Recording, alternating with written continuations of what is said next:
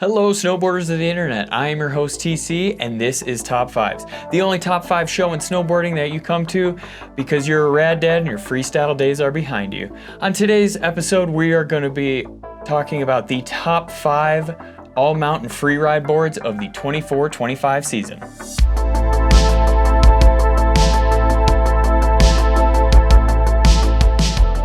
Number 5, the Libtech Rig. This board is awesome in almost every way where it can be a daily driver, and honestly, this thing grips the snow like no one's business. Whether it be super icy out there, all that magnet traction in the board really just helps it hold on and really hold that edge at high speeds. It's also going to be a super damp board, so you don't have to worry about all that chunder, any of those death cookies, anything like that. You're just going to skip right over it. This board does haul ass down the mountain, so you don't really have to worry about it getting all rattled out on you or anything like that. It's going to handle any condition you throw in front of it. Number 4, the Jones Flagship. This board might be the easiest to turn on the list just because of how much rocker is actually in that giant nose that it has, but it is going to be camber dominant throughout most of the board. From underneath that front foot all the way back through the tail, there is a slight rocker zone on that tail, but it's really not that noticeable. This board's going to be nice and stable, but it's going to be super easy to turn, especially when you're in those trees or you find some of that fresh snow. This thing just wants to pop up and just be able to wiggle around. That being said, that it is easy to turn, it's not going to be the softest board out there by any means. So if you're going to go pop an ollie with it or anything like that, you're going to end up putting a little bit more force into it. But that also helps out with its stability because it is a very stable board. You don't really have to worry about getting bucked around, especially if you're in less than ideal conditions, like on those icy days or in those mogul fields. Overall, a great board, and that's why it made our number 4 on the list. Number 3, the K2 Passport. This board is loads of fun. I call it the little brother to the Alchemist, and that's why it's on this list, because it has a mixture of being damp and being lively at the same time, where you can pretty much lean back, pop this thing, and it's got great snap to it, but you can pretty much just bend those knees and cruise through anything without feeling all of those different terrains underneath your feet. This thing isn't going to be the softest board out there, but it's also not going to be the stiffest. So for somebody that just needs a solid board that is going to take them from one point of the mountain to the other and through any condition, it's a great option. You don't have to be the most skilled rider with this thing to still have a great time on it, and that's partially why it's number 3 here, because it is so versatile. So many people can ride this and grow with this board. That's what makes it so good, and that's why it's number 3.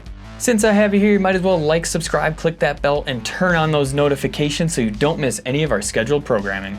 Number 2, the Nitro Alternator. This board does everything that all the previous boards did, but it's got more of a freestyle flair to it. When you go on those pretty much any size carve, it'll handle them. It'll handle those high speeds, all of that, nice and easy to turn, but this thing really excels when you do get it in that powder and on those rock drops. So when you're taking it to that little bit more freestyle focused free riding, this board is awesome. It'll pop really nicely for you. It's got a great snap in the tail where you don't have to really load it up a whole ton. Just a nice standard ollie, and it's going to return all that power to you.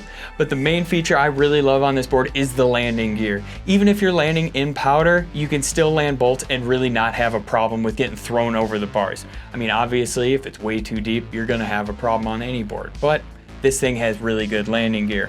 So you land a little backseat, you're gonna be totally fine. It'll bring you right back. This thing is awesome with a little bit freestyle flair to it. Honorable mentions. Remember, these are all viable, great options. They just weren't able to crack our top 5 this year. The first honorable mention is the Borealis Artefact. This board is great. It's gonna have urethane sidewalls, so it's gonna be nice and damp, but it still holds an edge really well, where it's a mixture of pretty much a ride board and a Jones board, and they just kind of figured it out in the middle there. So overall, a great board. You may recognize it being in our top 3 last year. Unfortunately, distribution's kind of a pain in the ass in the States here, so it's super hard to get your hands on. That's why it fell down to our honorable mentions. The next honorable mention is the Endeavor Free Ranger. This board is awesome. If you're looking for that directional board, it could be a great viable choice for you. The only problem with it is it does have a track system, but Endeavor is awesome with their track system. I've never had it loosen up like some other companies do, where I set it, forget it, maybe in a few days you can tighten it up, but this thing is awesome. They have it figured out, and this board just flexes really smooth. So if you're looking for that nice smooth flexing board, this would be a great option. And the final board on the honorable mention list would be the Amplid Singular. This is a super solid board where you're gonna have camber in between your feet, a little bit more rocker on the nose, a little less on the tail, but all that rigidity is coming from right under your foot there, so it feels nice and stable. It does take a little bit more to pop, but that just helps with stability and landing gear. And remember, all these boards are great options. They were just not able to crack our top 5 this year. Are you looking for another way to get involved in the community? If you are, head on over to Angry Snowboarder VIP. Sure, I could explain it here, but we have a great new video over there getting into it really in depth. And the number 1 all-mountain freeride board of the 2025 season is the Ride Deepfake. This board was in our top 3 last year, and it is again this year just because of how much we liked it. I didn't know if we should put it in, but then once I actually wrote it, I was like, damn, Avran's right. This board is awesome. It is going to be stiffer than anything else on this list, but that also translates to how stable this board actually is, where even though it's technically not a full camber board because there is some rocker in the nose there, it feels like it carves like a full camber board. You feel that nose contact point engage and really just hold throughout the carve. It'll take any carve at any speed. This thing will just push through it all. Even with that little bit stiffer tail, it's got great landing gear. It might take a little bit more to load up on an ollie, but you won't have to worry once you're in the air. It's just gonna put it down right there for you. Now, butterability on this board is gonna be a little bit lacking, but I mean, if you're looking for that all-mountain freeride board, that's not really what you're looking for. So just expect it to be a little bit more rigid, but it's gonna handle anything you throw at it, any condition, it doesn't matter. This board is just awesome.